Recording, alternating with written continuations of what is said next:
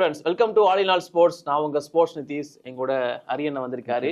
So இப்போ எதை பற்றி பேச போகிறோம் அப்படின்னா, England west India test series போயிட்டு இருக்கு. அதோட இரண்டாவது டெஸ்ட், ஃபர்ஸ்ட் டெஸ்ட்டுக்கு அப்புறமா ஒரு 1 வீக் கிட்ட பிரேக் இருந்துச்சுன்னா, செகண்ட் டெஸ்ட் இப்போ வந்து பார்த்தீங்கன்னா எட்ஜ்பாஸ்டனில் நடக்க போகுது ஜூலை 2 அன்னைக்கு. ஸோ மேட்ச் எப்படி இருக்க போகுது, ஃபர்ஸ்ட் நான் உங்ககிட்ட கேட்க போகிறது, ஆல்ரெடி 1-0 இங்கிலாந்து லீடு. இந்த மேட்ச் எப்படி போக போகுதுங்கிறத மட்டும் சொல்லிடுங்க. யார் பக்கம் போக போகுதுன்னு ஸ்டார்டிங்கில் சொல்லிடுங்க. அதுக்கப்புறம் என்னெல்லாம் பண்ணலாங்கிறத பேசலாம். திரும்ப அதே தான். கண்டிப்பாக வந்துட்டு ஒரு ஒன் சைடட் கேமாக இருக்காது அப்படின்றத நான் நம்புகிறேன். பட் அகெயின் இங்கிலாந்துக்கு வந்துட்டு ஒரு ஸ்லைட்டர் எட்ஜ் இருக்குது. இந்தியாவுடைய போலிங் வந்துட்டு திரும்ப அந்த ஒரு 20 விக்கெட்ஸ் எடுக்க முடிகிற அந்த கெப்பாசிட்டி இந்தியாக்கிட்ட இருக்கா அப்படின்றத கேட்டோம் அப்படின்னா, கண்டிப்பாக இப்போ கொண்டு போயிருக்க இந்த ஃபாஸ்ட் பவுலர்ஸ் வச்சு நம்மளால் வந்துட்டு 20 விக்கெட்ஸ் எடுக்க முடியுமான்ற ஒரு டவுட் எல்லாருக்கிட்டேயுமே இருக்குது. மேபி இந்தியா வந்துட்டு ஃபஸ்ட்டு பேட்டிங் விளாண்டு அதே மாதிரி வந்துட்டு இங்கிலாந்து சேஸ் பண்ணுறாங்க அப்படின்னா, நம்ம வந்துட்டு டாஸ் வின் பண்ணாலும் நம்ம போலிங் தான் போட போகிறோம் அப்படின்ற ஒரு மைண்ட் செட்டில் நம்ம இருந்தோம் அப்படின்னா, மேபி குல்தீப் யாதவ் உள்ளே கொண்டு வரலாம். குல்தீப் யாதவ் வந்துட்டு 4th இன்னிங்ஸில் மைட் பி த்ரெட்டாக இருக்க வாய்ப்பு இருக்கு. அதான் இங்கிலாந்து எப்படி இருக்காங்கன்னா, அவங்களோட பேஸ்பால் அந்த இதுவே எப்படி இருக்குன்னா, நீ அடி எவ்வளோ வேணா அடி, நான் அதை சேஸ் பண்ணிடுவேன். அது எந்த நாளாக இருக்கட்டும் நான் சேஸ் பண்ணிடுவேன் அப்படிங்கிற மாதிரி தான் அடி. அண்ட் அதே மாதிரி இந்த ஒரு பர்டிகுலர் கிரவுண்டு பெர்மிங்கமில் வந்து பார்த்தோன்னா, லாஸ்ட்டாக வந்து சேசிங் டீம் வந்துட்டு 4 மேட்சஸ் வந்துட்டு அங்கே வந்துட்டு வின் பண்ணியிருக்காங்க. அதுவும் வந்துட்டு கம்ஃபர்டபுள் வின்னாக இருந்திருக்கு. லாஸ்ட் என்கவுண்டரில் வந்து இங்கிலாந்து வந்து பார்த்தீங்கன்னா 10 விக்கெட் டிஃப்ரென்ஸில் வந்துட்டு ஜெயிச்சிருக்காங்க. ஸோ சேசிங் சைடுக்கு வந்துட்டு ஆஃப் லைட் வந்து பெர்மிங்கம் வந்துட்டு ஒரு பெட்டர் கிரவுண்டாக வந்துட்டு இருந்திருக்கு. அண்ட் அகெயின் இங்கிலாண்டுடைய ஸ்ட்ரென்த் வந்து பார்த்தோன்னா அவங்களுடைய சேசிங் தான் அவங்களுடைய ஸ்ட்ரென்த்தாக. கண்டிப்பாக அவங்க டாஸ் ஜெயிச்சாங்க அப்படின்னா கூட அவங்க வந்துட்டு ஃபஸ்ட்டு வந்துட்டு போலிங் தான் ப்ரிஃபர் பண்ணுவாங்க அப்படின்ற மாதிரி தோணுது. நம்ம வெயிட் பண்ணி நம்ம பார்க்கலாம். ஓகேண்ணா, இப்போ இந்த எட்ஜ்பாஸ்டனை பொறுத்த வரைக்கும் இதுவும் ஃப்ளாட் டெக்காக தான் இருக்க போகுது அப்படிங்கிற மாதிரி சொல்லியிருக்காங்க. கண்டிப்பாக ஒரு சில செஞ்சுரிஸ் எதிர்பார்க்கலாம், ஒரு பெரிய ஸ்கோர் போகும். பட் இங்கே இந்தியா கிட்ட இருக்கிற பிரச்சனை பேட்டிங்கில் கிடையாது, பவுலிங்கில் தான் பிரச்சனை இருக்குது. அண்டு அதுக்கு மேலே வந்து பார்த்தீங்கன்னா இப்போதைக்கு எக்ஸ்ட்ரா ஒரு வரிஸாக பும்ராவும் செகண்ட் டெஸ்ட் ஆடுறதுக்கான வாய்ப்பு ரொம்ப கம்மி அப்படிங்கிற மாதிரி சொல்லியிருக்காங்க. அவருக்கு இந்த டெஸ்ட் வந்து ரெஸ்ட் தான் கொடுக்க போகிறாங்க. அவருக்கு பதிலாக ஹர்ஷ்தீப் சிங்கையோ ஆகாஷ்தீப்பையோ கொண்டு வரலாங்கிற மாதிரி பேசிட்டு இருக்காங்க. இப்போ பும்ரா இல்லாதது இந்தியாவை எவ்வளோ பாதிக்கும், அவருக்கு பதிலாக ஒருத்தரை கொண்டு வரணும்னா அது ஹர்ஷ்தீப்பா இல்லை ஆகாஷ்தீப்பா? இல்லை, ஃபஸ்ட்டு நீங்கள் பேட்டிங் ஆர்டர் பற்றி நம்ம பேசியிருந்தோம். பேட்டிங்கில் வந்துட்டு நம்மளுக்கு வந்து பிரச்சனை இல்லை அப்படின்னு நம்ம சொல்ல முடியாது. 1-1 விளாண்ட சாய் சுதர்ஷனாக இருக்கட்டும், and at the same time வந்து நம்பர் 6 விளாண்ட கருண் நாயராக இருக்கட்டும், 2 பேருமே வந்துட்டு due for a big run. ஏன்னா நம்பர் 3 பொசிஷனும் சரி, நம்பர் 6 பொசிஷனும் சரி, ரொம்ப ஒரு குரூஷியலான ஒரு position. If in case Karun Nair அந்த இடத்துல வந்துட்டு கொஞ்சம் பிடிச்சி ஆடி இருந்தார் அப்படின்னா, டெய்ல் என்ட்ரஸ் கூட வந்துட்டு இன்னொரு நம்ம அந்த டெய்லில் இருந்து ரன் வரல நம்ம சொல்லிட்டு இருந்தோம் பார்த்தீங்களா, அதில் வந்துட்டு நம்மளுக்கு இன்னொரு எக்ஸ்ட்ரா ஒரு 30-40 ரன்ஸ் நம்மளுக்கு வந்துருந்துருக்கலாம். ஸோ அந்த 2 பொசிஷனுமே ரொம்ப குரூஷியலான ஒரு பொசிஷன். அங்கே 2 இடத்துலையுமே வந்துட்டு இந்தியா கொஞ்சம் கன்சால்டேட் பண்ணிட்டாங்க அப்படின்னா நல்லாயிருக்கும். அண்ட் அதே மாதிரி வந்து பேட்டர்ஸ் வந்துட்டு யாரெல்லாம் வந்து செட்டில் ஆகிறாங்களோ பெரிய ஸ்கோருக்கு பார்க்கணும். பெரிய ஸ்கோர் அப்படின்னு நான் சொல்கிறது 100ஓட வந்து நிப்பாட்டாமல், இங்கிலாந்து ஆஸ்திரேலியா மாதிரி கிரவுண்டில் நம்ம பார்த்துருக்கோம், அந்த ஸ்டார்ட் கிடைக்கிறது தான் கஷ்டமாக இருக்கும். ஒன்ஸ் பிளேயர்ஸ்க்கு அந்த ஸ்டார்ட் கிடைச்சது அப்படின்னா, நம்ம நிறைய 200s அதெல்லாம் வந்து பார்த்தோம் அப்படின்னா இங்கிலாந்து அண்ட் ஆஸ்திரேலியன் கிரவுண்ட்ஸில் வந்துட்டு பிளேயர்ஸ் அடித்து நம்ம பார்த்துருக்கோம். ஸோ அந்த மாதிரி இந்தியன் பிளேயர்ஸ் வந்துட்டு பெரிய ஸ்கோருக்காக வந்துட்டு வெயிட் பண்ணி நம்ம வந்துட்டு பார்க்கலாம். அண்ட் தென் எனக்கு தெரிஞ்சு பும்ராக்கு வந்துட்டு ஒரு போதுமான ரெஸ்ட்டை வந்துட்டு இந்த டெஸ்ட் மேட்ச் கிடைச்ச மாதிரி தான் எனக்கு தோணுது. ஏன்னா போன டெஸ்ட் மேட்ச் முடிஞ்சு இந்த டெஸ்ட் மேட்ச் நம்மளுக்கு ஆரம்பிக்கிறதுக்கு அரௌண்ட் ஒரு ஆல்மோஸ்ட் மோர் தென் அ வீக் டைம் நம்மளுக்கு வந்து இருந்திருக்கு. கண்டிப்பாக வந்துட்டு அவர் வந்துட்டு ரெக்கவர் ஆயிருப்பாரு அப்படின்ற மாதிரி தோணுது. மைட் பி வந்துட்டு சைக்காலஜிக்கலாக வந்துட்டு இங்கிலாந்து வந்துட்டு ஒரு அண்டர் ப்ரிப்பேர்டாக இருக்கிறதுக்காக இந்தியா மீடியா வந்துட்டு பண்ணுற ஒரு ஜிமிக் மாதிரி தான் அதை நான் பார்க்குறேன். பட் இஃப் இன்கேஸ் பும்ரா உண்மையிலே விளையாடலை அப்படின்ற மாதிரி ஒரு சூழ்நிலை அமையுது அப்படின்னா, நான் வந்து ஆகாஷ்தீப் தான் வந்துட்டு என்னோட ஃபர்ஸ்ட் ப்ரிஃபரன்ஸாக இருப்பார். ரீசன் என்ன அப்படின்றத பார்த்தோம் அப்படின்னா, பிச்சில் வந்து நல்லா அடிச்சு கூட போடக்கூடிய ஒரு எபிலிட்டி இருக்கிற ஒரு போலர். அண்ட் அதே மாதிரி வந்து பார்த்தோன்னா அவர்கிட்ட வந்துட்டு அந்த ஸ்கிட்டி கைண்ட் ஆஃப் இதுவும் வந்துட்டு அவர்கிட்ட வந்துட்டு இருக்கு. ஸோ ஆகாஷ்தீப் வந்துட்டு ஒரு பெட்டர் ஆப்ஷனாக இருப்பார். ஹர்ஷ்தீப் வந்துட்டு என்னை பொறுத்த வரைக்கும் இந்த மாதிரி ஒரு பெரிய சீரீஸில் டேரெக்டாக வந்து இங்கிலாண்டில் வந்துட்டு அவருடைய டெபியூ கொடுக்காம இந்தியன் கண்டிஷன்ஸில் வந்துட்டு ஒரு லாங் ஸ்பெல்ஸ் அதெல்லாம் வந்துட்டு அவரை போட வச்சு அவர் வந்துட்டு இன்னும் எனக்கு தெரிஞ்சு டெஸ்ட் ஃபார்மேட்டுக்கு வந்துட்டு ஒரு ரா மெட்டீரியல் தான் அவர் வந்துட்டு இங்கே டொமஸ்டிக்கில் நம்மளுடைய இந்தியன் கண்டிஷன்ஸில் ஒரு டெஸ்ட் மேட்சஸ் அவருக்கு நம்ம எக்ஸ்பீரியன்ஸ் நம்ம கொடுத்து அதுக்கப்புறமா வந்துட்டு இந்த மாதிரி இங்கிலாந்து ஆஸ்திரேலியா மாதிரி கண்டிஷன்ஸில் வந்துட்டு ட்ரை பண்ணால் பெட்டராக இருக்குன்ற மாதிரி என்னுடைய பர்சனல் ஒப்பீனியன். ஓகேண்ணா. ஸோ அதே மாதிரி இப்போ இன்னொரு டாக்குமே போயிட்டு இருக்கு. அதாவது குல்தீப் யாதவ உள்ள கொண்டு வரலாம். ஒரு ரிஸ்ட் ஸ்பின்னர், இந்தியாவோட பலமே ஒரு ஸ்பின்னர் தான். நீங்க இங்கிலாந்துல ஆடுறோம் அப்படிங்கிறதுக்காக ஸ்பின் ஆடாம இருந்தா எப்படி அப்படிங்கிற மாதிரிலாம் கேட்டிருக்காங்க. அண்ட் குல்தீப் யாதவ் இங்கிலாந்துல இது வரைக்கும் ஒரே ஒரு மேட்ச் தான் ஆடிருக்காரு. அதுவும் 2018ல தான் அவர் ஆட வச்சிருக்காங்க இங்கிலாந்துல. ஸோ அவரை உள்ள கொண்டு வரணும்னா யாருக்கு பதிலா கொண்டு வரலாம்? இல்லை, நிறைய ஸ்வாப்பிங் அண்ட் சேஞ்சிங் இருக்கிறதுக்கு நிறைய வாய்ப்புகள் இருக்கு. இஃப் மேபி வந்துட்டு ரொம்ப ஹார்ஷாக தெரியலாம் மேபி நான் பேசுறது. கருண் நாயருடைய பிளேஸ்ல மேபி நிதிஷ் ரெட்டி கொண்டு வரதுக்கான நிறைய வாய்ப்பு இருக்கிற மாதிரி எனக்கு தோணுது. இஃப் இன் கேஸ் வந்துட்டு பும்ரா வந்துட்டு ஃபிட்டா இருந்து விளையாண்டார் அப்படின்னா கருண் நாயர் பிளேஸ்ல வந்துட்டு நிதிஷ் ரெட்டியை விளையாட வச்சு அண்ட் தென் வந்துட்டு ஷர்தார் தக்கூருடைய பிளேஸ்ல வந்துட்டு ஆகாஷ் தீப்பை வந்து விளையாட வைக்கிறதுக்கு நிறைய வாய்ப்பு இருக்கிற மாதிரி எனக்கு வந்து பர்சனலாக தோணுது.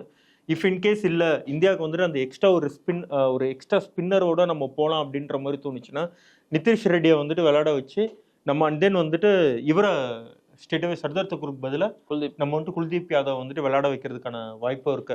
பட் ரிஸ்க் ஸ்பின்னர் வந்துட்டு இங்கிலாந்துல வந்துட்டு ஒரு பேட் ஆப்ஷன் கிடையாது.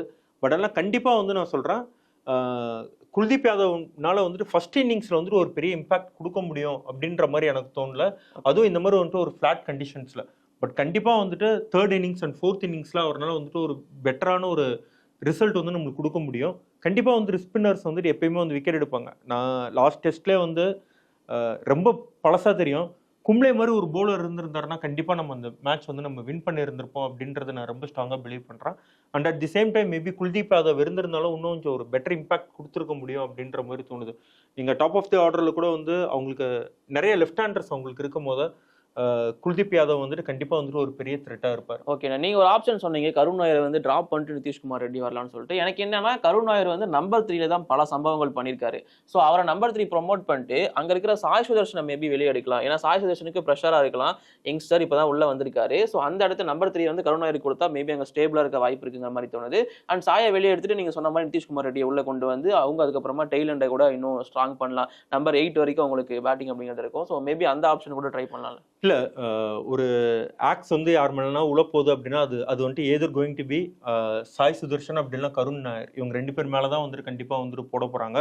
பட் நீங்க சொன்ன மாதிரி ஈஸியர் ஆப்ஷன் வந்து சாய் சுதர்ஷன் மேல போடுறது. ஏன்னா டெஸ்ட்ல வந்து பெரிய எக்ஸ்போஷர் கிடையாது.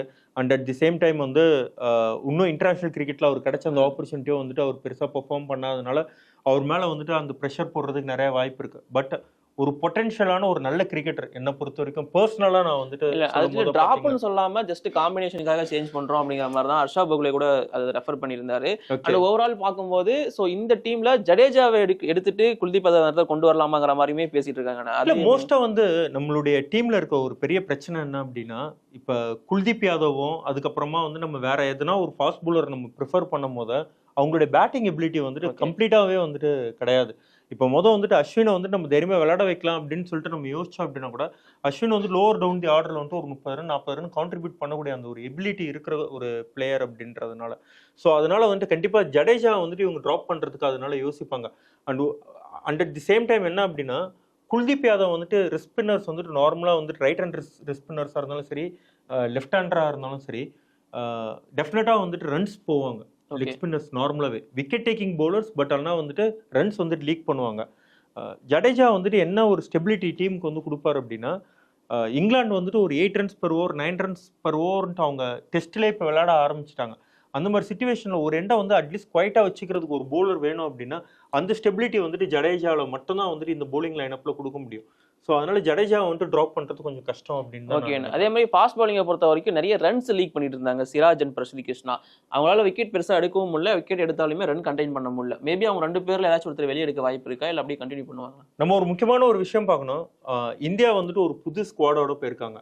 இந்த ஸ்குவாடுக்கு வந்து நம்ம ஒரு டைம் நம்ம வந்துட்டு டெஃபினட்டாக நம்ம கொடுக்கணும். இவ்வளோ ப்ரெஷர், இவ்வளோ மீடியா ப்ரெஷர் இதெல்லாம் வந்துட்டு கண்டிப்பாக வந்துட்டு இருக்கக்கூடாது. ஒரு பிளேயருக்கு வந்துட்டு அவங்களுக்கான டைம் கொடுத்தா மட்டும்தான் வந்துட்டு நம்மளால வந்துட்டு ரிசல்ட் வந்து நம்மளால கொடுக்க முடியும். கம்பீரம் வந்து பார்த்தோன்னா ஒரு புது கோச் தான் டெஸ்ட் ஃபார்மேட் பொறுத்த வரைக்கும். லிமிடெட் ஓவர் ஃபார்மேட்டில் வந்துட்டு மேபி அவரோட ஐபிஎல் எக்ஸ்பீரியன்ஸ் அதெல்லாம் அவருக்கு வந்துட்டு ஹெல்ப் பண்ணலாம். பட் டெஸ்ட் ஃபார்மேட் அப்படின்றது கம்ப்ளீட்டாக டிஃப்ரெண்ட் பால் கேம். அது அவருக்கும் வந்துட்டு நிறைய டைம் தேவைப்படுது. அதே மாதிரி பிளேயர்ஸ்க்கு வந்துட்டு ஐ பிலாங்ஸ் ஹியர் அப்படின்ற மாதிரி ஒரு கான்ஃபிடென்ட் வந்துட்டு அவங்களுக்கு இருந்தால் தான் அவங்களோட ரியல் எபிலிட்டியை வந்துட்டு நம்ம வந்து பார்க்க முடியும். வெறும் ஒரு மேட்ச் நம்ம கொடுத்துட்டு பெர்ஃபார்ம் பண்ணோன்னா நீங்கள் உட்கார வைக்கிறது வந்துட்டு அடுத்து விளையாட போகிற ஒரு பிளேயர் மேலே அதே ப்ரெஷர் வந்துட்டு வரும். ஓகேண்ணா. ஸோ இப்போ இந்தியாவில் கண்டிப்பாக சேஞ்சஸ் இருக்கும் அப்படின்னு நம்ம எக்ஸ்பெக்ட் பண்ணுறோம். அது ஒரு பக்கம் இருந்தாலும் இங்கிலாந்தில் வந்து ஆர்ச்சரை வந்து ஸ்குவாட்ல ஆட் பண்ணியிருக்காங்க செகண்ட் டெஸ்ட்டுக்கு. ஸோ ஆர்ச்சர் வரப்போறாரு அப்படின்னா இங்கிலாந்தோட 11ல யாருக்கு பதிலாக ஆர்ச்சர் உள்ள இன்க்ளூட் ஆக வாய்ப்பு இருக்கு? டெஃபினட்டாக வந்துட்டு அவங்க டங்கை தான் அவங்க உட்கார வைப்பாங்க. அவர் நல்லாவே பெர்ஃபார்ம் பண்ணார் இல்லைன்னு டெய்லண்டர்ஸ் எல்லாம் சொல்லி தூக்கிட்டு இருந்தாங்க. ஆமாம். பட் ஆனால் அவங்களுக்கு வந்துட்டு ஒரு ஈஸி ஆப்ஷன் வந்து பார்த்தீங்கன்னா டங்கை வந்துட்டு உட்கார வச்சுட்டு ஆர்ச்சர் உள்ள கொண்டு வரதா தான் இருக்கும். ஓகேண்ணா. சப்போஸ் ஆர்ச்சர் ஃபுல் ஃபிட்டாக இருந்தால் ஆர்ச்சர் உள்ள என்ட்ரி ஆவார் ஜாஸ் டங்க்கு பதிலாக அப்படின்னு அண்ணன் சொல்லியிருக்காரு. அண்ட் கடைசியாக அந்த மேட்ச் எப்படி முடிய போகுது, யார் பக்கம் முடிய போகுது, இல்லை ட்ரா ஆக போதா? இல்லை, ட்ரா ஆகிறதுக்கும் நிறைய வாய்ப்புகள் இருக்கு. இந்தியா வந்துட்டு நல்ல பேட்டிங் விளாடணும். அதுக்கு ஃபர்ஸ்ட் ஆஃப் ஆல் இந்த டெஸ்ட் சீரீஸில் வந்துட்டு ரொம்ப முக்கியமான விஷயம் என்ன அப்படின்னா, நீங்கள் ஃபர்ஸ்ட் இன்னிங்ஸில் வந்து 400-500 ரன்ஸ் இந்தியா அடித்தோம் அப்படின்னா கூட ஒரு 1.5 டே நம்ம விளாண்டோம் அப்படின்னாலும் இங்கிலாந்து வந்துட்டு அந்த ஸ்கோரை வந்துட்டு ரொம்ப குயிக்காக அடிச்சிடுறாங்க. ஒரு 100 ஓவர்ஸ் 110 ஓவர்ஸ் அவங்க விளையாண்டாங்க அப்படின்னா கண்டிப்பாக இங்கிலாந்துனால வந்து அந்த கண்டிஷன்ஸில் வந்து 450-500 ரன்ஸ் ஈஸியாக அவங்களால அடிக்க முடியுது. ஸோ கண்டிப்பாக வந்துட்டு ரிசல்ட் ஓரியன்டாக தான் வந்துட்டு இங்கிலாந்து வந்துட்டு போகிறாங்க. அண்ட் அதே மாதிரி நம்மளுடைய அப்ரோச்சும் ஸ்டேட்டாகவே வந்துட்டு ட்ரா பண்ணுறதுக்காக நம்ம விளையாடணும் அப்படின்னு நம்ம நினச்சோன்னாவே அது வந்துட்டு ஒரு டிஃபென்சிவ் மைண்ட் செட்டில் வந்துட்டு போயிடும். லாஸ்ட் டைம் அது பண்ண ட்ரை பண்ணாங்க. நம்ம வந்து அந்த விக்கெட்ஸ் வந்துட்டு அந்த 20 விக்கெட்ஸ் எடுக்க முடியாது அப்படின்ற அந்த ஒரு இன்எபிலிட்டியை நம்ம காமிக்கிற மாதிரி இருக்கும். பேட்டிங்கில் யார் வந்தாலுமே வந்துட்டு இந்தியாவில் வந்துட்டு பெர்ஃபார்ம் பண்ணிடுவாங்க அப்படின்ற மாதிரி ஒரு நம்பிக்கை எனக்கு இருக்குது. பட் போலிங் வந்துட்டு நல்லா போகணும். And at the same time வந்து ஃபீல்டிங் வந்துட்டு நம்ம நல்லா பண்ணணும். நம்ம இப்போ லேட்டஸ்ட்டாக நடந்த அந்த ஆஸ்திரேலியா வெஸ்ட் இண்டீஸ் மேட்ச்சில் கூட நம்ம பார்த்தோம் அப்படின்னா அது ஒரு செம டெஸ்ட் மேட்சாக இருந்திருக்கும். அண்ட் அகெயின் வந்துட்டு வெஸ்ட் இண்டீஸ் வந்துட்டு நிறைய கிரன்ச் மூமெண்ட்ஸ் வந்துட்டு மிஸ் பண்ணிட்டாங்க. ஹெட்டுக்கு விட்ட கேட்சாக இருக்கட்டும், நிறைய கேட்சஸ் வந்துட்டு ட்ராப் பண்ணாங்க. அதே மாதிரி ஃபர்ஸ்ட் இன்னிங்ஸில் வந்துட்டு ஒரு 70-80 ரன்ஸ் லீடு அடிச்சிருந்தாங்க அப்படின்னா அது வந்துட்டு ஒரு டிஃப்ரெண்ட் கேமாக வந்துட்டு இருந்திருக்கும். பட் அதை வந்துட்டு வெஸ்ட் இண்டீஸ் பண்ணல. எதுக்கு இந்த விஷயத்த நான் சொல்கிறேன் அப்படின்னா கேட்சஸ் எப்பயுமே வந்து முக்கியம். அதே மாதிரி நீங்கள் இந்த மாதிரி ஒரு ஃப்ரெஷ் போலிங் லைனப்போட நீங்கள் போகும்போது அந்த போலர்ஸ் வந்துட்டு ஒரு சான்சஸ் உங்களுக்கு கிரியேட் பண்ணி கொடுக்குறதே பெரிய விஷயம். அதை நீங்கள் வந்துட்டு விக்கெட்டை கன்வெர்ட் பண்ணால் தான் உங்களுக்கான கான்ஃபிடென்ட் வந்துட்டு உங்களுக்கு பூஸ்ட் ஆகும். ஸோ இந்தியா வந்துட்டு பேட்டிங் போலிங் மட்டும் இல்லாமல் ஃபீல்டிங்லேயே வந்துட்டு நிறைய ஒர்க் பண்ணிட்டு தான் வருவாங்க அப்படின்றத நான் நம்புகிறேன். ஓகேண்ணா, ப்ரெடிக்ஷன் சொல்லிடுங்க, யார் பக்கம் இந்த கேம்? கண்டிப்பாக வந்துட்டு ஒன் சைடட் கேமாக இருக்காது. பட் என்னுடைய ப்ரெடிக்ஷன் வந்துட்டு in favour of England 60-40 in favour of England அப்படின்னு வேணாம். எனக்கு குல்தீப் யாதவ் இந்தியாவுக்குள்ள என்ட்ரி ஆனார்னா அவரை பேஸ் பண்ணி இப்போ குல்தீப் வந்தா உள்ள இருந்தாருன்னா இந்தியா பக்கம் வர வாய்ப்பு இருக்கு. குல்தீப் உள்ள இல்லைன்னா அது திரும்ப இங்கிலாந்து பக்கம் போக தான் வாய்ப்பு இருக்குன்னு எனக்கு தோணுது. ஸோ இது எங்களோட ஒப்பீனியன் மட்டும்தான். அண்ட் உங்களோட ஒப்பீனியன் என்ன அப்படிங்கிறத மறக்காம கீழே கமெண்ட் பண்ணுங்க. தேங்க்யூ.